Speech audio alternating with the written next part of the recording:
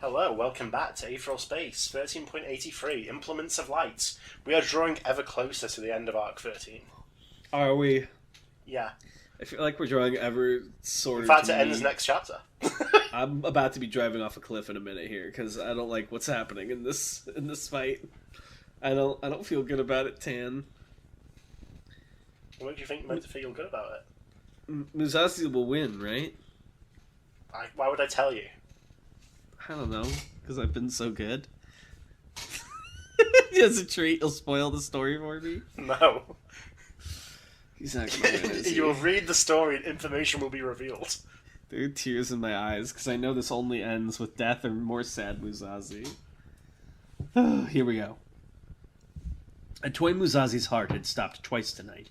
He was becoming distressingly used to the sensation. This sudden, mind-shattering pain, the spreading cold like a blizzard had started in his veins, and then the second agony, the moment his thrusters restarted his heart. At this point, their activation was basically automatic. Dragon Hadrian wasn't the only one who could cheat life and death. The kick struck Musashi in the stomach, sending him flying, and once again the real world flickered into existence around him. As before, though, as with every time, it was only there for a fraction of a second, leaving Musashi no time to do anything but weakly scatter some aether before he was pulled back, Gemini Dominion, into the hell he'd been selected for.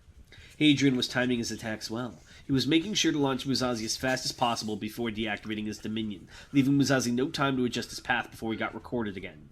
This was a trap from which there was no escape. This was a slaughterhouse painted a ghastly white.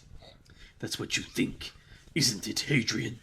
Musashi fell through the endless expanse of Dragon Hadrian's mind, limbs flapping through the air as an imaginary wind blasted at him. All around him, pillars and temples shifted and changed. In this place, even the environment was just an extension of Hadrian's will. Musashi braced himself as much as he could as one of the pillars slammed into him like a train, sending him flying off once more. Here it comes. Musashi's eye began to sink into darkness, and then, as the real world made its momentary appearance once more, it opened wide and bright.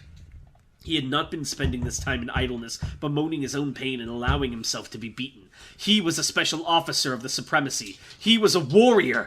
When a warrior found an opportunity, they took advantage of it. When a warrior couldn't find an opportunity, they made one of their own. Indeed, each time Musashi was released from the ability, the real world flickered in his vision only for a fraction of a second. There was no time for him to inspect his environment or see what was going on out there. Essentially, he was blind to the outside world right now, and he wasn't the only one. You're inside Dominion as well, aren't you, Hadrian? So you can't see what's happening outside. So you can't see what I've been preparing for you. Given the amount of time they were outside of Hadrian's ability, the most he'd have been able to register was that it was bright outside. Even then, though, that was easily mistaken for the glow of his own aether produced upon manifestation. So, he wouldn't be ready for this. When Musashi was thrown outside of Gemini Dominion, he only had time to weakly scatter his aether, and as he was thrown outside and pulled back in again and again and again, he weakly scattered his aether again and again and again, until it was ready. Until 6 great pillars of light surrounded them, piercing through the darkness. This, too, can be commanded at the speed of thought. Radiant! The sword of godlight erupted in Musashi's hands, the recoil of its creation stopping his flight instantly and freeing him from Gemini Dominion. He planted his feet down on the rubble beneath him, drawing his sword back. A short distance away, Hadrian flew back, eyes wide as he realized that he was now the one caught in a trap. The shooting star threw his hands forward. Almighty Gemini Railgun! Musashi stabbed forward, a bar of light slicing the dust before him in two and surging towards Hadrian. At the same time, Hadrian fired a stream of projectiles, car parts and shattered concrete and twisted metal, so rapid and so numerous that they were more like a beam than anything else. The attacks clashed. Air pressure buffeted in every direction as Musashi's Almighty and Hadrian's Railgun struggled against each other, their aurora of white and blue wrestling for supremacy. Musashi opened his mouth, allowing a scream of exertion to rise from his bleeding throat. Hadrian echoed him, shining eyes bulging as he continued to fire against the incoming attack. The moment that arm became a hindrance, you should have got rid of it. You're exactly right, Dragon Hadrian. It's as you said. I didn't come here with enough resolve. I needed to be prepared to throw everything away. But I'm a fast learner. He pushed harder, shone brighter, and felt the sting of the aether burn scorch into his body. Gemini Railgun was scattered like so many autumn leaves, and Dragon Hadrian was engulfed. Popcorn. Serena Del said, Marion spoke emotionlessly, looking at her with dull eyes. There is a surprise. I thought all of Pirro's rejects had gone and joined up with Erica, Del said.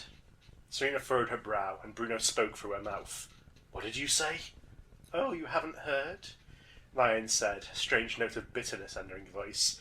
The SED's first graduate is gathering the rest of the failures for a grand endeavour.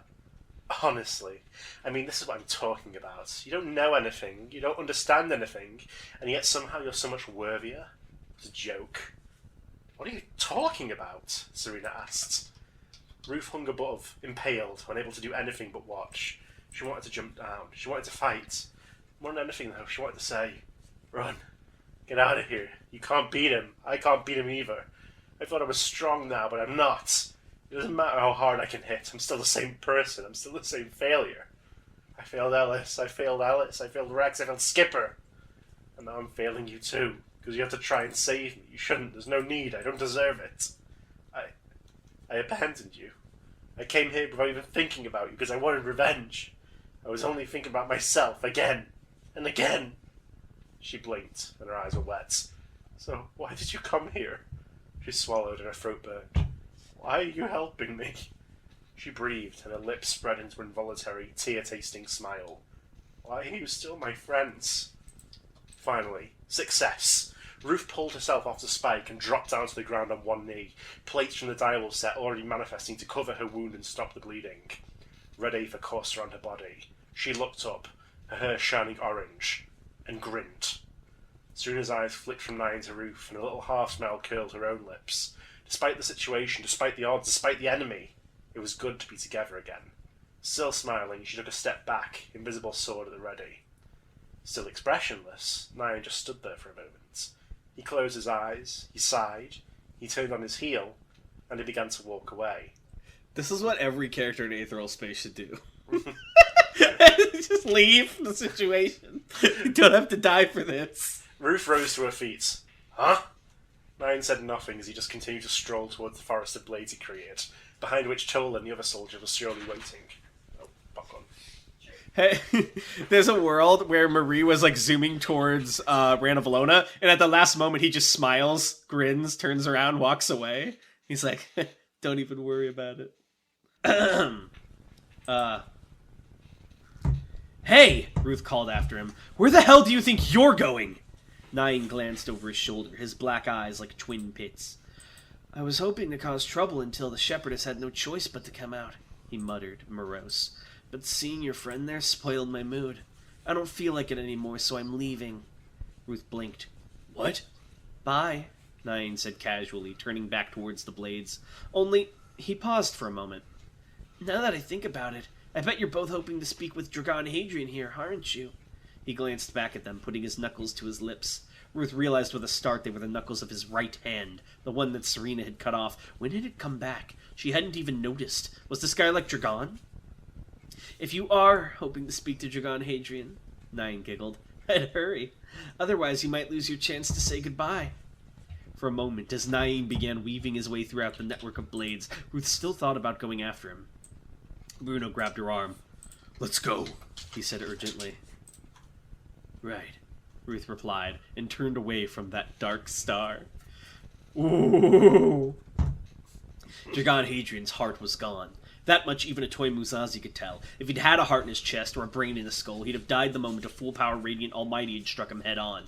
The fact that he was still moving meant that he banished them without a doubt. All that remained of Dragon Hadrian's body were his head, his upper chest, and his left arm, all having suffered severe damage. Skin charred, eyes melted, jaw distended. It was like something out of a nightmare. All the rest of him had been incinerated, reduced to a cloud of soot that now hung around his twitching form. Yes, he was indeed still moving. But Musashi intended to fix that. How is Pan still alive inside of him? That's my question. How did she survive?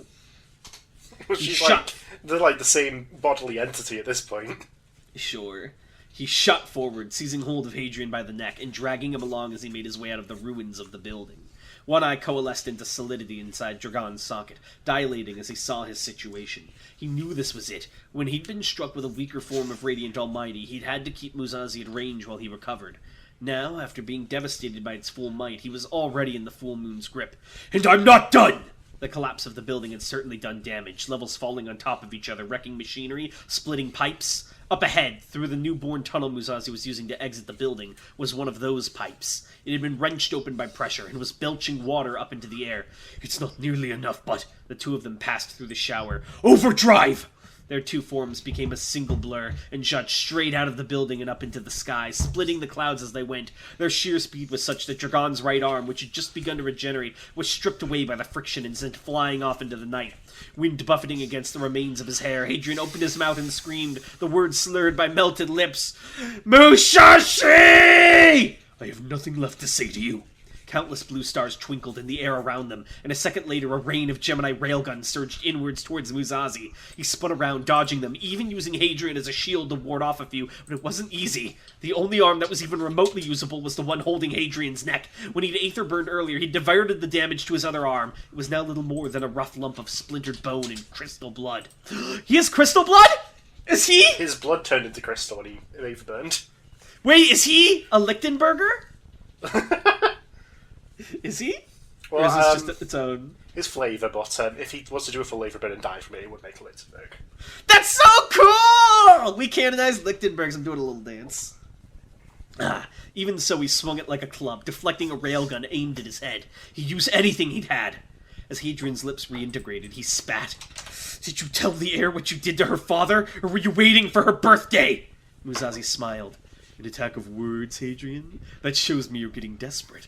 Skin rippled, and a second later, Hadrian's face exploded, a dozen tiny railguns being launched straight out of his head, exposing his skull. This time, though, Musashi was ready. He simply jerked his head to the side, letting the blue streaks of light shine off into the sky. And you repeating your tricks confirms it. But there's no point. You can't beat me anymore. Because I can see it.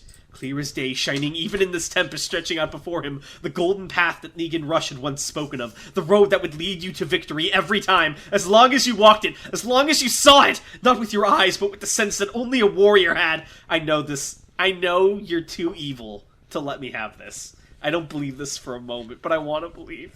I want to believe! It was the thinnest ribbon, but not thin enough that Musashi couldn't seize hold of it.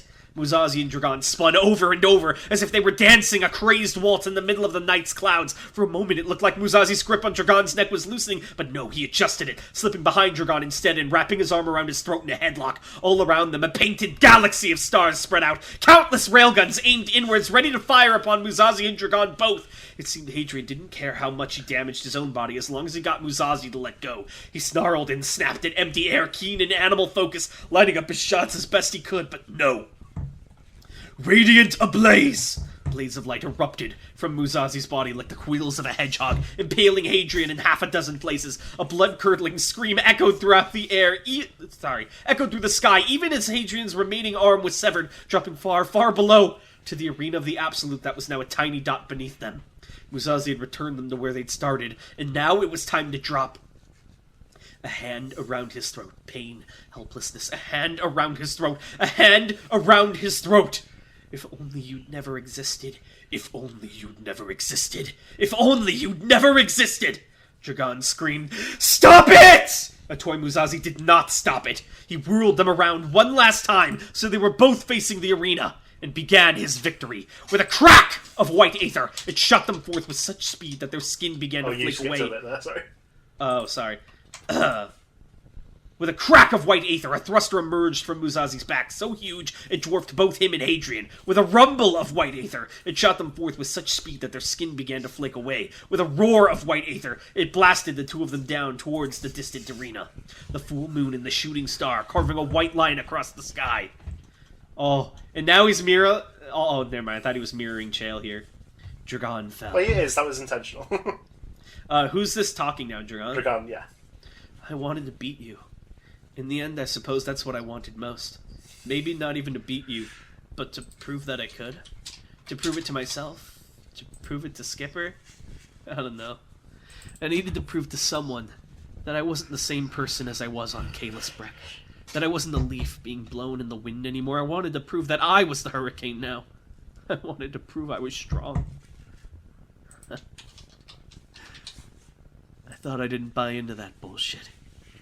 Shows what I know. I couldn't beat you. I never stood a chance, and I know why. It's because you're strong, isn't it, Musashi? You're strong and I'm not. That's why you can keep going like that, even without being able to heal yourself. That's why you're about to win like this. That's why you're swinging that sword and I'm just a few scraps of meat. Everything I'm doing, everything I've done, I'm still just trying to keep up with you, aren't I? Even so, that's fine. But I wanted to beat you so bad. And Dragon landed. The devastation that Dragon Hadrian had created for the arena at the start of the match barely compared to the impact he made on it at the end. As the Musashi Hadrian rocket struck the arena, a great plume of rubble spiked up into the sky, nearly twice as tall as the arena itself. Shockwaves rang out, shattering glass for miles around, sending automatic drones spiraling out of the sky. Only the reinforced Emerald Eyes were able to stay airborne, and even they bobbed around crazily. The sheer force of the impact was enough to knock the arena's repulsor engines out of commission, just for a second. Tragedy was averted for the audience, who had retreated into the evacuation stations, but as the engines reactivated, thousands of seats were sent flying up into the air. They rained back down, their clattering a modest substitute for the absent applause, as the smoke cleared. A massive crater had been formed by the atmospheric chokeslam, and the two of them now remained at the bottom of it. No doubt that Dragon Hadrian had shattered every bone he had the moment he struck the arena. His limbs were gone, his skinless ribs a mass of pulp, his skull sketched over with fracture lines. So much blood was pouring from his mouth that his lips and chin were no longer visible. One blue eye stared upwards, pupil quivering. I'm imagining the Gojo pose afterwards. God, you know what I mean? That's him. Span, save me!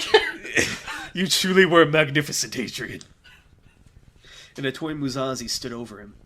He pointed a thin white radiant at Hadrian's neck. It's over, Hadrian, he wheezed.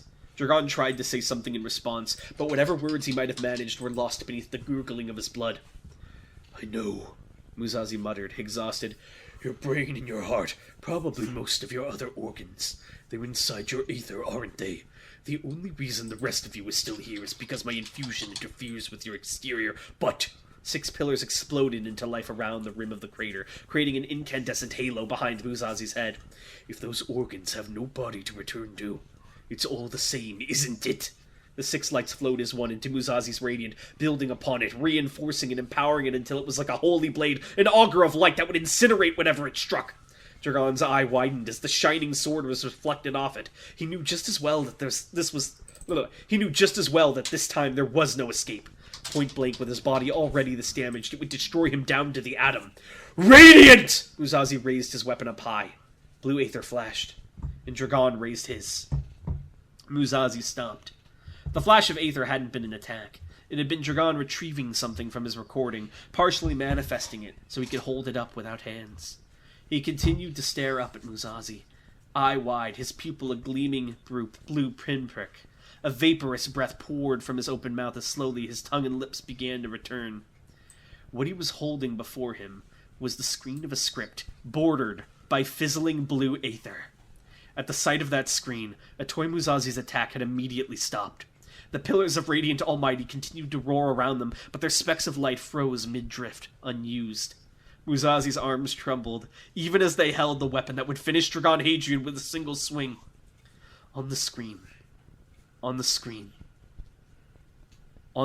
that Dragon Hadrian held was an image. The image of the man called North, holding a gun to the temple of the girl called Aklyma. Wherever it was taken, it was dark. The girl unconscious, the man's eyes hardened and merciless. A timestamp in the corner showed that the image was from around 30 minutes ago. Dragon Hadrian's words returned to him. Or in this case, just one word. Surrender, Dragon said. This is a trick.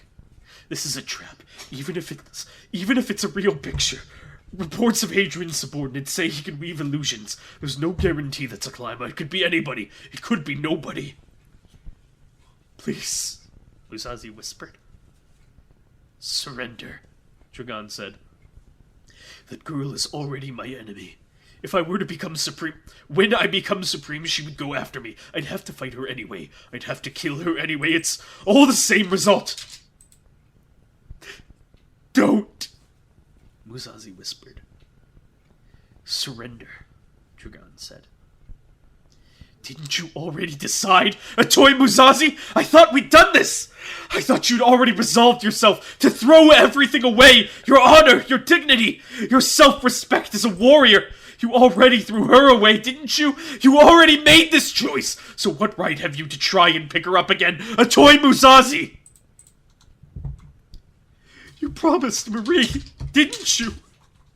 Wind whistled, air trembled, time froze.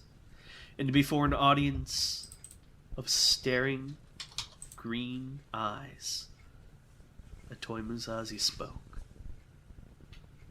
I surrender, he said. The light went out. Oof. Damn. You can't let him have anything! Not anything! You're evil! You better hope I never come to England. That's what you better hope, because I'll find you. He can't have anything! Anything! Oh, he's a being bound by promises. Oh, my baby. No! He's just a baby! How could you do this to him? What do you have to say for yourself?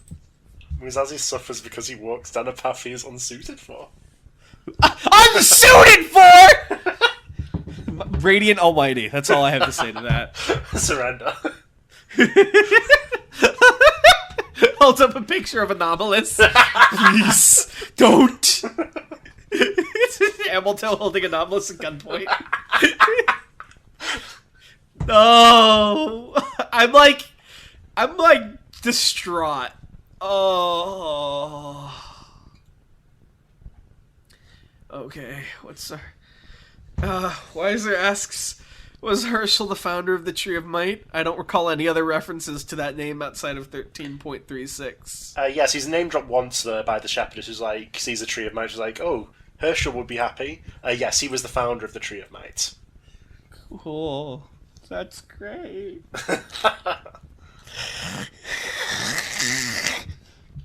Alright, thank you all for watching, and we'll see you next time. Bye. Bye. See you next time for the last chapter of Arc 13. Ah!